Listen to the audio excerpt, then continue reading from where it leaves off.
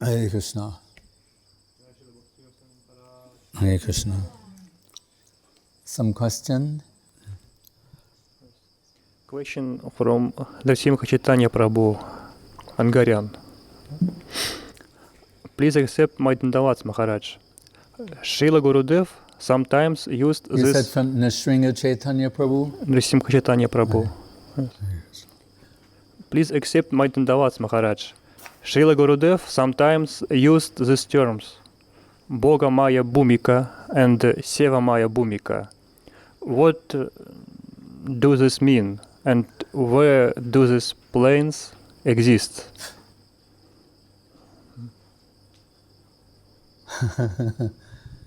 Well, the operative words there are Bhog and Seva.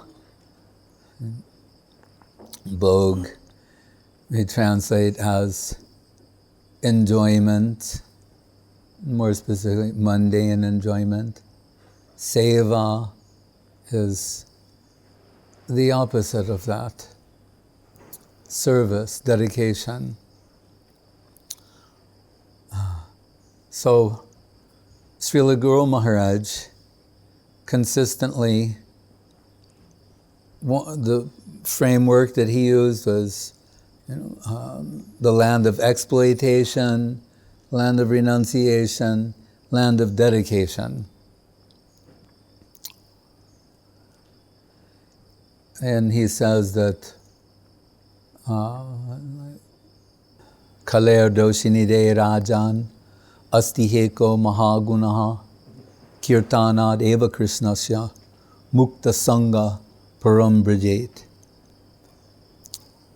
Kali Yuga, at different times, the world that we live in, it's better or worse in mundane terms. In the Satya Yuga, things were more favorable for spiritual culture. Now in the Kali Yuga, it's, materially speaking, the most inauspicious time. Right? If we catalog the inauspiciousness of Kali Yuga, it reaches oceanic proportions. That's Kaler Doshini De Rajan. Dosh means faults. Nidhe means ocean, an ocean of faults. But then it says, Asti Hyeko Mahagunaha. This one great quality that overrides all the inauspiciousness. And in fact, makes being born in the Kali Yuga desirable by devatas and even Satya Yuga people in the know. And that Kirtanad Eva Krishnasya Mukta Sangha Parambrajet. Through Nam Sankirtan, what do we got? These Mukta Sangha, liberation or freedom from all the inauspiciousness. But this is the point I mean to make. Guru Maharaj is saying, that's not it. That's not mukti proper in the line of the Bhagavatam. Just to become free from the inauspiciousness of the time or the accumulated karmic reactions that are impending. Right? Padma Purana, Rupa Goswami telling from the seed to sprout, to blossom, to bearing fruit, fruit-bearing karma, to become free from the impending negative reactions. That's Mukta Sangha. But then he adds, Parambrajet means to enter into the land of dedication. So in Guru Maharaj's scenario, there are three to consider. Right? And based on the two, but one in between. The world of exploitation, Bhog, but then Tyag, the other side of that coin. After so much enjoyment and suffering the reactions of enjoyment, we seek shelter or relief through renunciation. like the drunkard who drinks so much and they're enjoying that at the time. Then when the reaction comes in the form of a hangover, they're swearing they'll never drink again, they don't want to smell alcohol, so many things.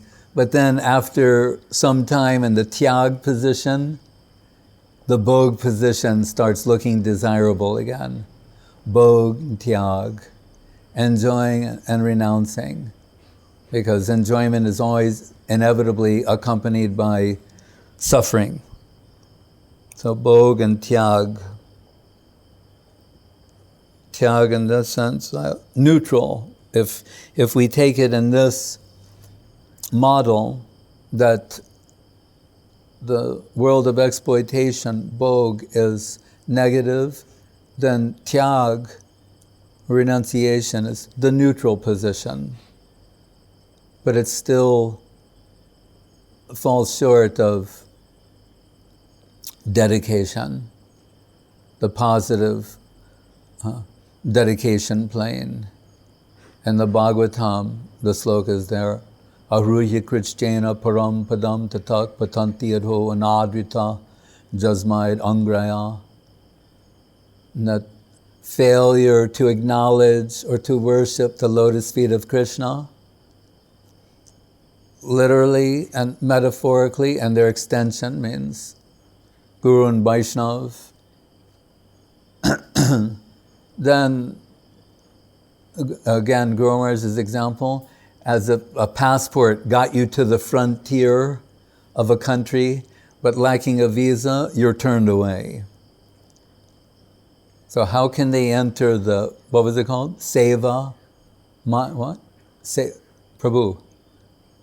What does it mean? No, it says Seva, Maya, Seva Maya Bhumika. Bhumika. The land. Yeah, as long as they can hear him on the mic, but I need to hear you too. So, yes, this, or Seva Mayoyam Loka. Because we have a tendency to view everything objectively, taking ourselves as subjects, we look at everything as a potential object of enjoyment. Whether it's other people, members of the opposite sex, person, places, things. We're taking ourselves as the subject and the world and everything in it as an object of fulfillment, potential fulfillment, that by acquiring, controlling, and consuming something, I'll be happy. So when we get some exposure to Krishna consciousness, we have a tendency to think of it in the beginning in those terms. That I'll chant the holy name of Krishna and it'll make me happy. Right? I'll do this, that, whatever it is. We're thinking it's also the Krishna consciousness movement has exotic elements to it. So it's very visual, sensual in that sense. So we're also, and Krishna, there'll be some pretty picture of Krishna, either in the poster or in my mind.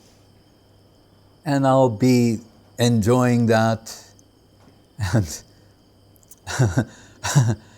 this one man, people are always trying to find faults with Vaishnavism. It's indirectly because I think they know it's the ultimate reality. They need to find some flaw, apparent flaw in it, to dismiss it.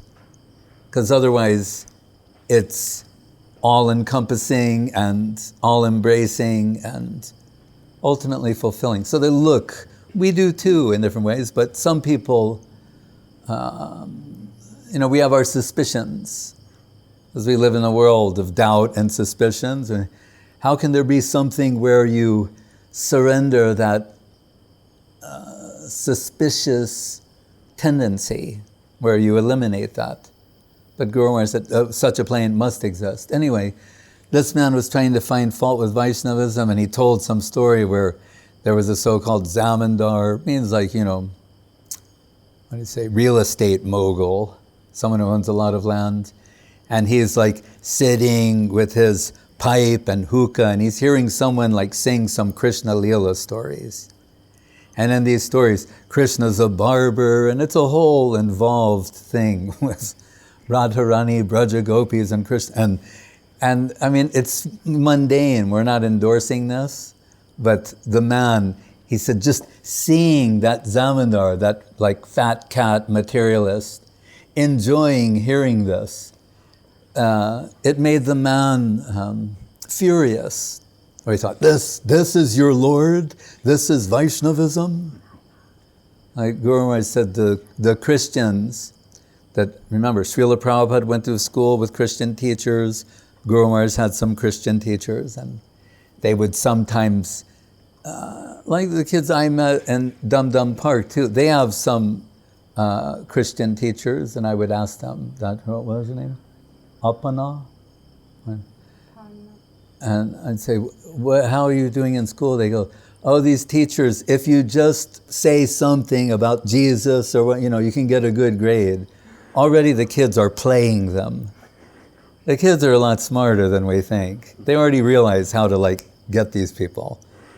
So, and sometimes the teachers know it too, so they think, we're trying to, civilize them with Christianity, and they remain attached to Krishna and Rama. And as in India, they don't eliminate gods and goddesses, they just add more.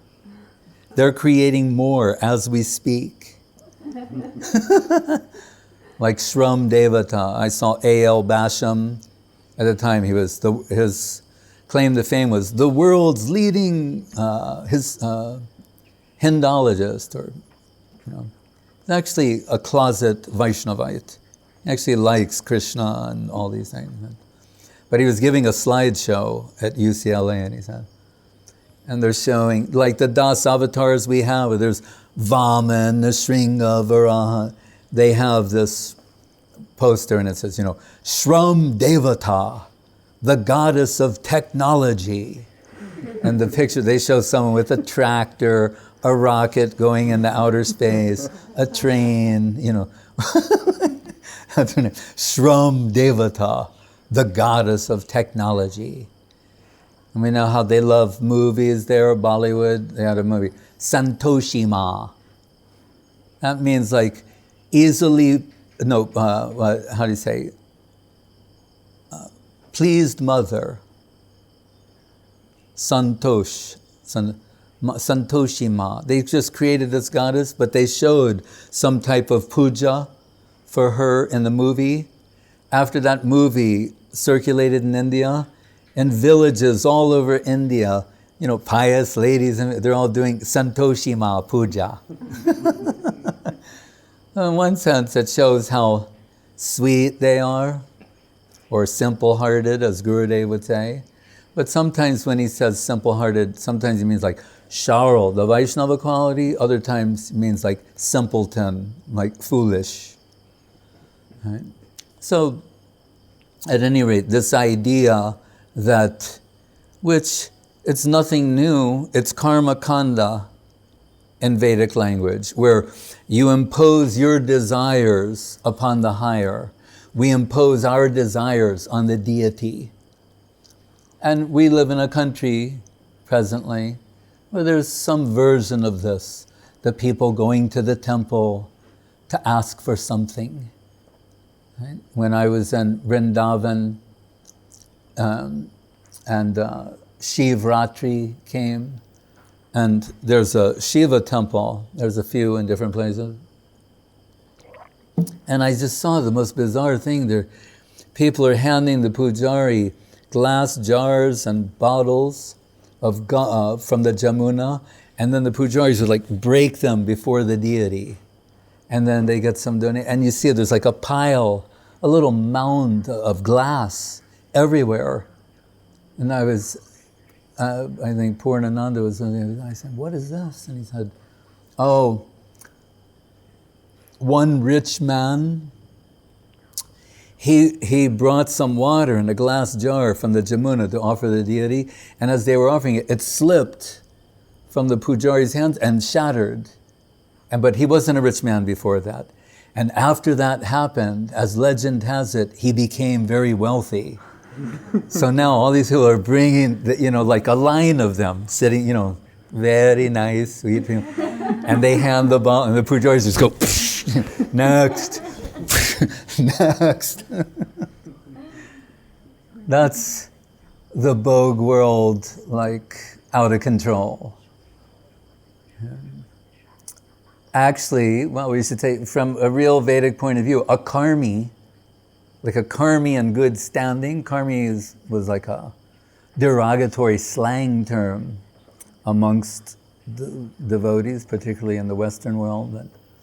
But really, a karmi, in the Vedic sense, is someone who's regulating their life according to the advice of scriptures on some level.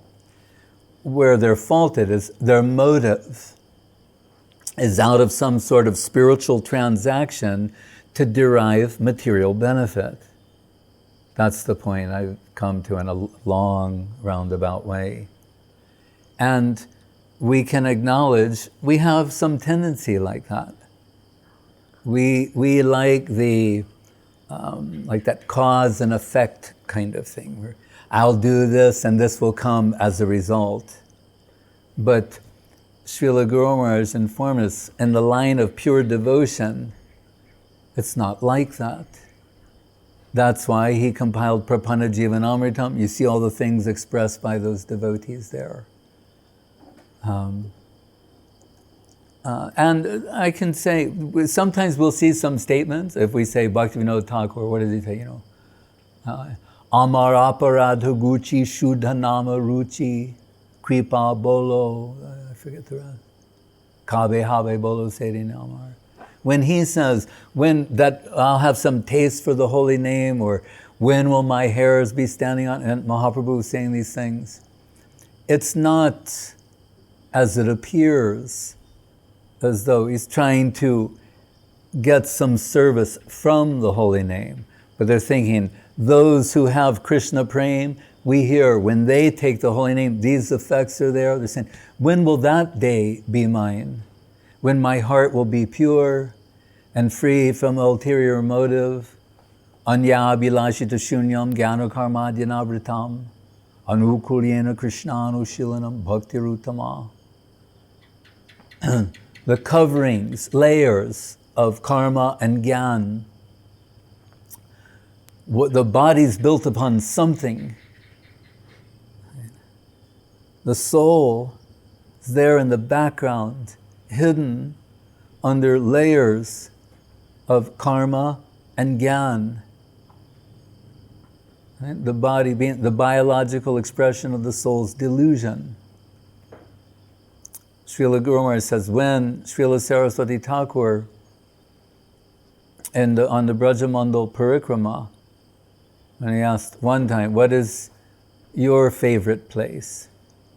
And again, when we say Guru Maharaj is that doesn't mean like, the way something is favorited in our present, digital life. That it appears pleasing to me. It means in some substantial way you felt in the deep heart's core some affinity. And Guru Maharaj said, Kadam Kandi, the place of Rupa Goswami. Right? There, and especially even now, but there, especially at that time, there was no monument or beautiful temple or any such thing. Something in that environment where Rupa Goswami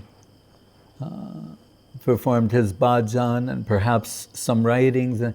Guru Maharaj felt something internally, strongly for that. We know Gurudev, later he told, was it Lalita Gaon? That when Guru Maharaj asked him, he mentioned that place. And interestingly, and this is what we're talking about, from an objective point of view, when we like something or had a nice experience, reading, chanting, whatever, we want to try and repeat that. Find like a procedure. What were the steps that led up to that moment? When Srila Gurudev spoke about Lalita Bar, the house of Lalita Saki in Uchagaon. He said he did not want to return there, lest what he felt previously, that it would in any way diminish that. He did not want to try and repeat that. What he got at that time was sufficient. And so anyway, Guru Maharaj mentioned this. A few years later, on Brajamandal Parikrama, when they come to that place, Guru Maharaj is surprised. Saraswati Thakur says to him, "Oh, your place." And Guru Maharaj the first time, "My place? Your place?" And then Guru Maharaj said, "Oh," then I could understand. He was engaging in what is called Ruchi Pariksha. You know, that means to examine. He's examining the taste, and we mean something substantial here by the word ruchi. He's examining the taste, inner taste of the disciples. And Guru Maharaj said, yes, as the layers of karma and gyan are peeled away and start to thin, or diminish, said the Sadguru can start seeing, observing the swarup of the disciple, their seva swarup, seva sadhaka rupena siddha rupena chatrahi. So that world is comprised, sometimes told seva mayoyam loka. One way to think of it, it is comprised of seva. As this world is saturated and has exploitation and exploiting tendencies as its cause, and what's causing it to move and appear in so many ways. Jalada navalakani stavralaka vingshati. Why are all these species? We look at the flowers, they're so beautiful. But those trees, from another point of view, they're suffering. We may have a garden, how beautiful the garden is. But those living beings, they're suffering. It's the world of suffering. Right? Dukhalayam ashashvatam, temporary, miserable world. And we think, but it's so nice. What is nice is if the flower is taken from that tree and brought to the lotus feet of Guru Gauranga and Gandharvika Giridhari, Giriraj, like that. Then they have some connection with the Seva world. Like here in Thailand, they have this law or rule about land. Without going into the details, the government, they want all the land. You can see around you sometimes, right now. There's some land, it's owned by somebody else, but some of the local people will cultivate it for a while. The government encourages that. Right? Just down the road, they'll do that. They did it last year, they do it every year. So in India, they have ponds, pukurs, different places, and there's fish in the tank. And once the fish at the Mat long ago, if you don't allow people to fish, you'll lose the property. So Gurudev allowed them to do that. And someone criticized him for doing that. But Gurudev's response was, ordinarily, they just live and die. Saying, but in this instance, that the benefit of their lives would go to some serving capital for Guru, Gauranga, Gandharvika. He said, the fish will be very happy to be in the pond of Vaishnava Thakur. So, seva, service. Saraswati Thakur, when he heard the line in Bhaktivinoda Thakur at the end of, I think, Kalyana Kalpataru, where he talks about the Nam Hatha of Nityananda Prabhu, and he says, Kedarnath, Bhaktivinoda, he is the sweeper in the Nam Hatha of Nityananda Prabhu. And by that we mean to keep the sampradaya clean, to brush out the unwanted, contaminated things. It's very beautiful, but a very humble expression. Srila Saraswati Thakur said, if Jarudar means, I think, sweeper. He said, if Bhaktivinoda Thakur is a sweeper there, then I'm one of the straws in his broom. That style broom that's of so many straws we've seen in India, particularly, everywhere, but especially there. He said, then take me to be one of those straws in the broom of Bhaktivinoda Thakur in that place.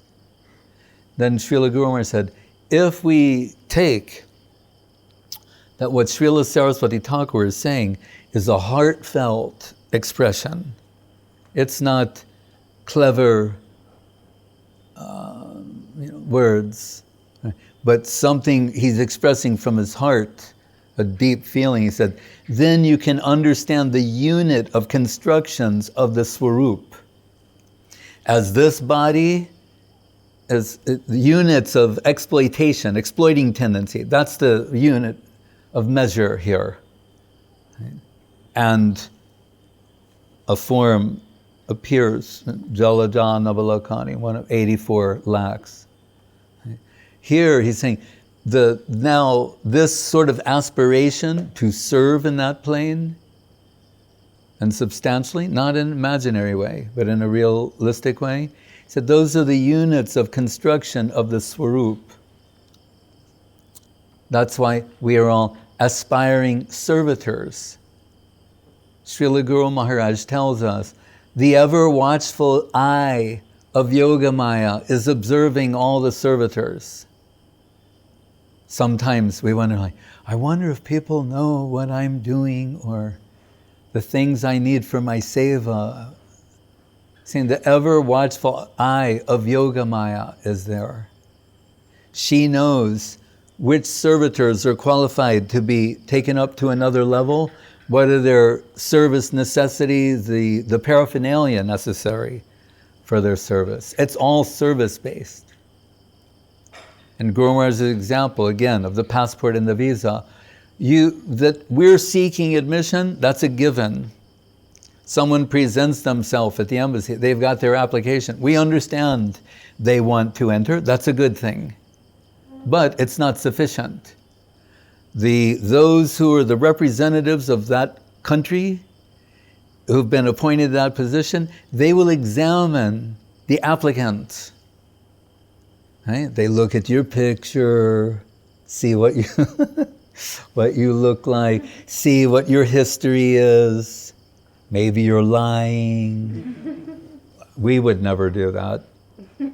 But they're looking at all these things very carefully, and then they decide it's in the interest of the country to bring you in. That's the part we miss. We think, no, I want to go. As if that's sufficient. Yeah, it's true. God helps those that help themselves.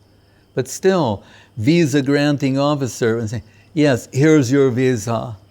Now you can enter. That's why we need forever ashraya vigraha in terms of Guru and Vaishnav. Those agents of that plane who will vouch for us that our intent is sincere. Right? Jnana karma dhyaravritam. There's not some ulterior motive, not out of curiosity or touristic tendencies. Right? Guru Maharaj told of one so-called freedom fighter in India was captured, and he was sentenced to death, and he was awaiting execution. And he said, I'm very eager to see the afterworld. And Guru Maharaj said, what he doesn't know is it's going to be, if he's lucky, it'll be like the world he was just in. But there's no guarantee, which was full of suffering, but there's no guarantee he'll have human life. I'm very eager to see the afterworld. He's thinking, he's deluded. So there has to be genuine service necessity. that one is being called up. So Srila Das Goswami, our Prayojan Tattvacharya of the Rupa Nuga line, what do you say in Bilapa Kusumanjali? Dashayate mama rasastu nityam sakayame mama namostu satyam. That my focus and aspiration is service in the least aspect, the least connection. Give me some service. Intimacy, I don't crave. That's worshipable. He expressed it in this way, Saraswati Thakur, Pujala Ragapat Gaurava Bange Matala Sarujana Vishayarange. That plain Pujala is worshipable, Raga Marg. Right? Pujala Ragapat, the path of Raga, that's worshipable to us. So that which is worshipable should be kept above. And below that plane, beneath, one step or so removed, we try to serve here. And so the Seva Mayoyam Loka is extended in that way, in a tangible way for us. And those who are deemed qualified, they'll be brought up, taken in. It's like that. But not out of curiosity.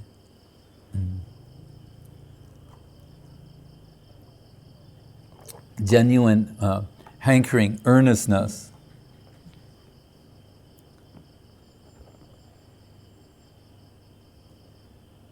When I first went to the Sri Sri Radha Krishna Temple in Haight-Ashbury in December of 1969 in San Francisco, sometimes they would ask us to help, like chop vegetables or do things like that. And we were with this one devotee, my friend and I. We're doing what's asked of us. And he starts going, "Nectar! I need some nectar!" And I'd never met anyone like this. And I've never heard someone cry out for nectar in my life. I was only 19 at the time, or 18, but this is peculiar. And he looked so like, Prabhu, I need some nectar. He was, and I was just saying, can someone help him? He seems to really be upset. And what he wanted was someone to sit beside us and read from the nectar of devotion while we're cutting the vegetables. That's what he wanted. I thought, what an extraordinary and unusual fellow. So he was crying out for that.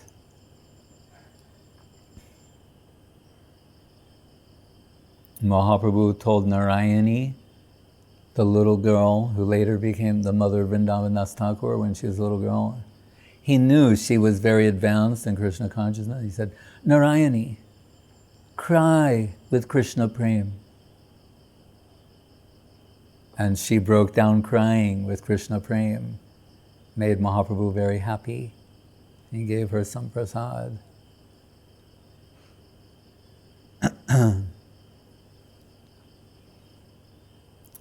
We don't want something cheap or too easily got. We should be suspicious of such things. Guru Maharaj points out, in the world, for anything substantial, there has to be a fair amount or a large amount of self-sacrifice. For anything substantial. Self-giving and self-sacrifice. Then, he said, so, when it comes to Krishna consciousness, should it be less than that? Less should be required? Equal to that? Or more? When sometimes our devotees would be sent to some like Gaudiya Mat festival, they send a few representatives. One of them went and came back with a report that he felt he was abused by certain devotees, without going into the details. He was upset. And Guru Maharaj's answer was a surprise. He said, if a soldier comes back from the war and they don't have any scars or wounds, they're suspect. And I remember when I was a child in the 1950s, maybe it was 10 years, or 10, 12 years after the Great Patriotic War, as it's called. And sometimes we'd meet men and they go, let me show you something, son, and we'd go, wow. And then we'd ask someone else, like, do you have that? And they go, no. And we're like, what? I thought, we're not sure if you fought in the war. What did you do? How much of yourself did you give? So Guru Maharaj said, there should be some wounds, some scars. This is the most noble battle that you'll ever be in. You can't expect to go through this without sacrificing yourself. That's why self-sacrifice is admired so much, even in the mundane world. Right? Celebrated in every country, every year, they celebrate the men and women who gave their lives for their country, who saw something greater than themselves. And I'm not mocking it, I'm saying it's to be revered. They sacrificed themselves for some greater good. That principle is revered. That's why there are parades and medals and all these things. They're trying to show some appreciation. So if that, then what if someone sacrifices themselves for the ultimate and absolute good? How noble is that?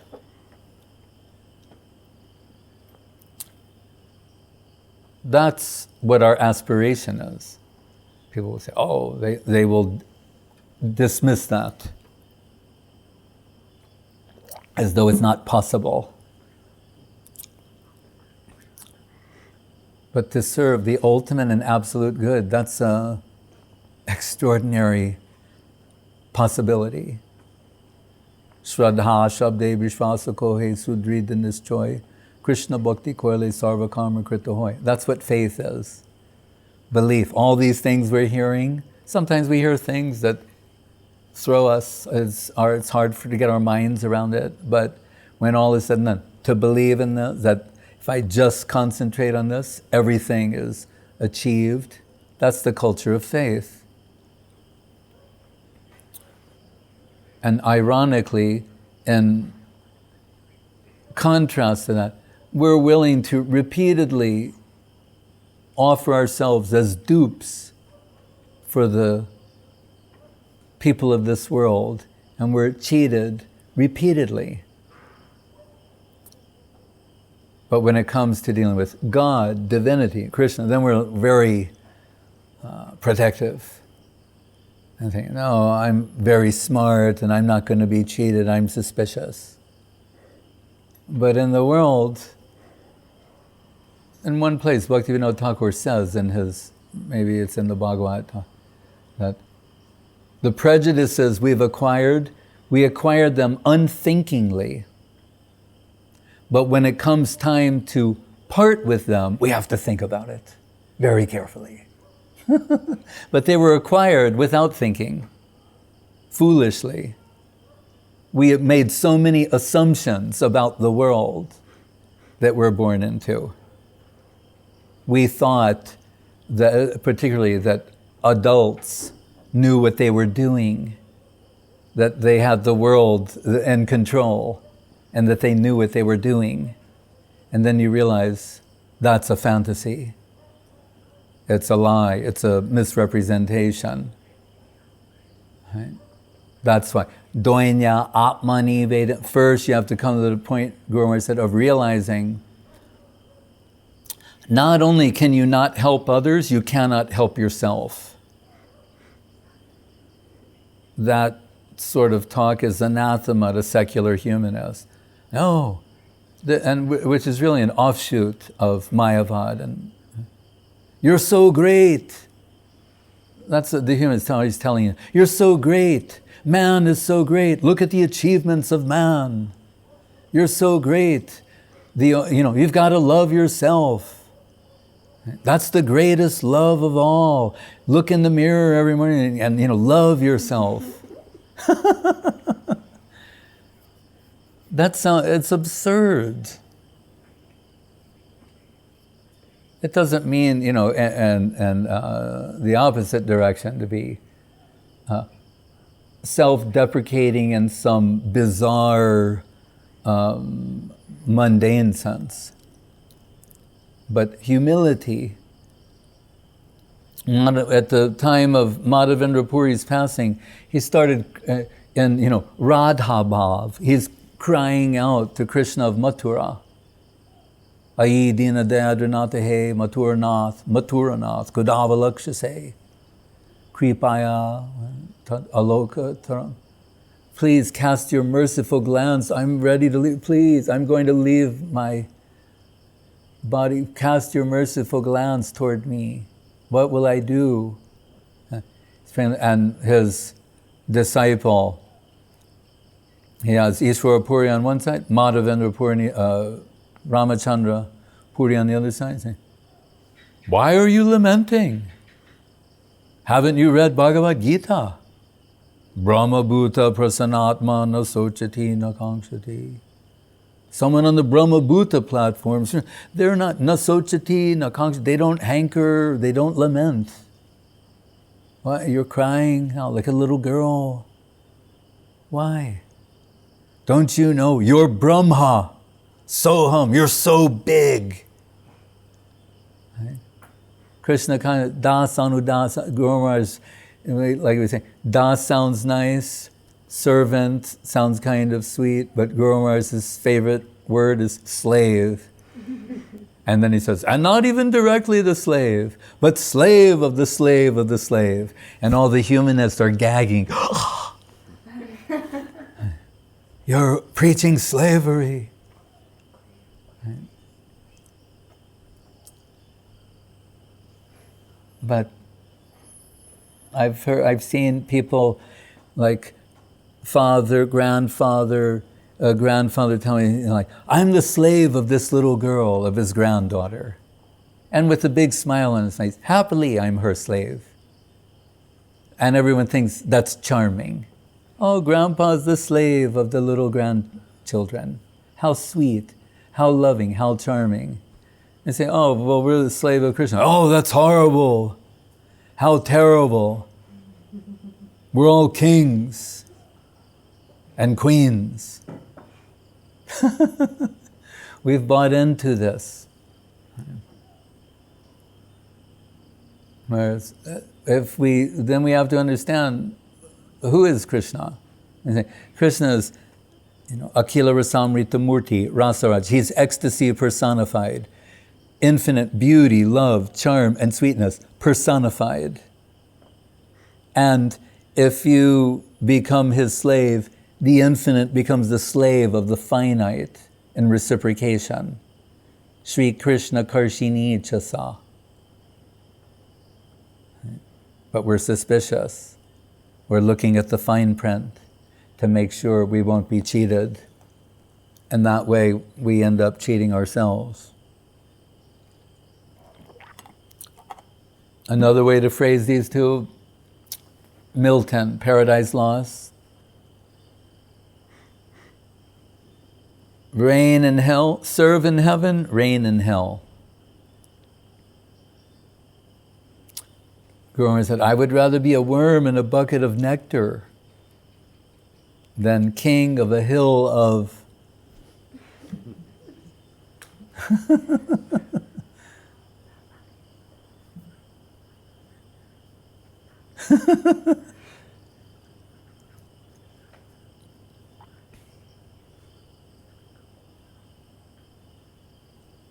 But to come to the point of wanting to serve, that when we see our God brothers, God sisters, we may see that sometimes. I remember in Vrindavan, the first time I went there, and went to have the darshan, go to Radha Damodar temple. I didn't know at the time the deities rest in the afternoon. So I came and all the doors are locked. And you have to wait like an hour. And we know there's no city planning. Just houses are built in every direction. And so I sat down to chant japa while I was waiting. I thought I was in a public place. Actually, I was in somebody's courtyard, of their house. I was on private property.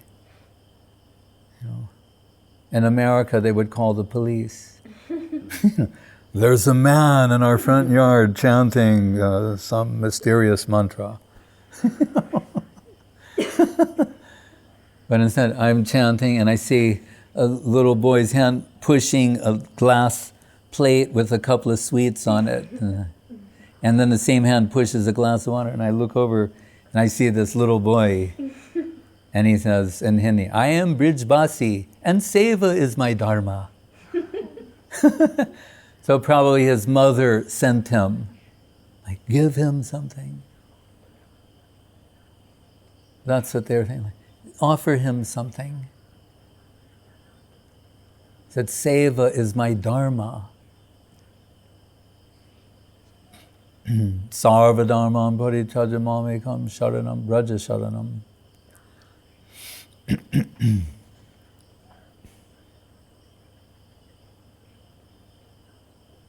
So, and it's reciprocal.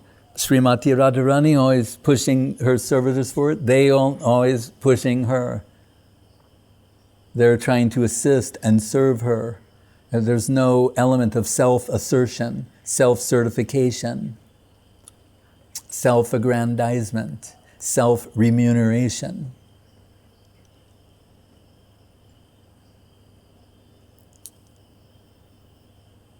And Guru Maharaj said that world, the world of gurus, the soil is Guru, taking everyone to the central service of Krishna. Saying, so how can you take a step in that plane? How can the pujari step on the altar to put the crown on the deity? Out of service necessity. To serve Mahaprabhu, Govinda, when Mahaprabhu was sleeping in the doorway, he stepped over the body of Mahaprabhu, which is generally considered an offense. But to serve Mahaprabhu, then he stood there for an hour. When Mahaprabhu woke up, he said, what are you doing? He said, you fell asleep in front of the door. Then Mahaprabhu so you're here, he said, to massage you. So you got here, you stepped over me to do that. But to leave, he wouldn't step over Mahaprabhu to leave because that was for him.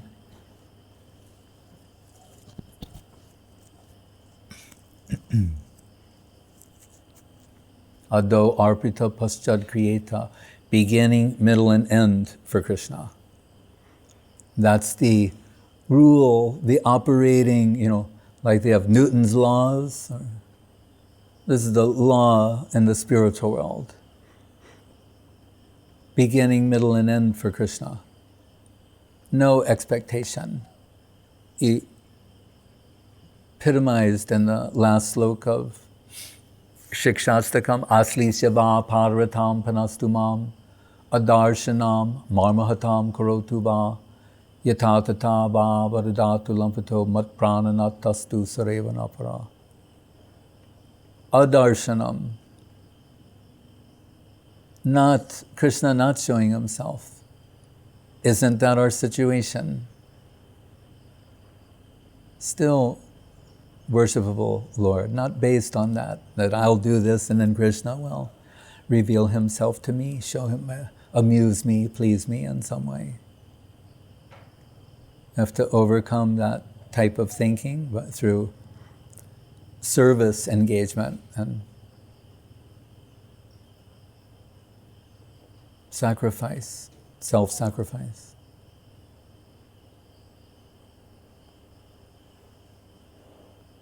We're told that when Gurudev was taking prasadam one day, and he at the time had diabetes, so there's certain things they cannot serve him. And but he loves prasadam and all the different things. And the cooks, they also like to make so many things, and they're making some things and bringing them to myself and others on the veranda. And Gurudev's here, they have to sort of walk by, give them. They're trying to do it without him noticing. And Gurudev, when it very dramatically, like exaggerate, he starts singing this song he's saying, oh, and I said, Maharaj, what is that song? And he said, oh, Radharani is very sad. But with this he's making a very sad face. And she's very sad. And why? He said, because not only is Krishna going to the house of another gopi, but he's going through her courtyard in front of her so she can see. And so he's saying, it's bad enough they're giving you all these preparations, but they bring them right in front of me and then put them on your plate.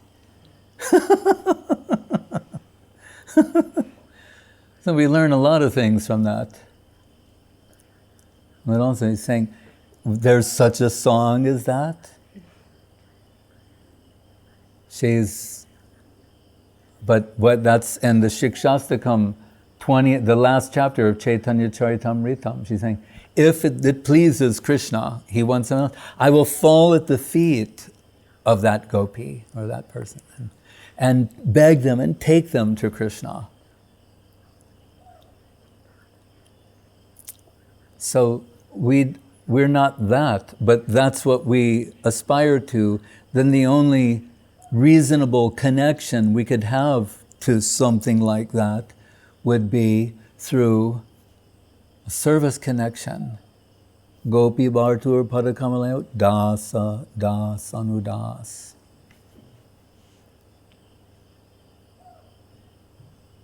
And we hear, because we think it would be impossible, how could we ever come to feel like that? Okay. Through service of that plane, Pujala Ragapat, Gaurava Bange, serving that plane, then the heart to heart, the transfer from what is in the heart of those servitors and super servitors will appear in the heart of the aspiring servitor. Yata yata gaura padara vinde vinde tabhaktim krita punyarasi tata tatot sarpati hridya kasmat. That's hridya kasmat. Radha padamboja sudamburasi. The Radha rasa shuddha nidhi. It's the ultimate Seva Mayoyam plane. Starts appearing in the heart of that servitor. Impossible of impossible things. As I mentioned, that poet who said, we need more people to specialize in the impossible. So many people are doing what is possible. But we need more people to specialize in the impossible. So I thought, oh, he's talking about Krishna consciousness. And it's very good. That the infinite will come under the control of the finite out of love and affection. It's inconceivable, but true. And it's at the heart of the Krishna consciousness movement. Sadhavo hridayam madhyam. Sadhunam hridayam tamaham, my friend. And we hear of like people meditating upon Krishna in their heart, like the devotees. But very beautifully, Krishna says, Sadhavo hridayam mahyam. What about me? In my heart, I'm thinking of the devotees. But as they think of me, there's half-hearted, wholeheartedly. That's why Guru Maharaj is emphasizing the extremes of pure devotion to Krishna. then Krishna has similar dedication to that servitor.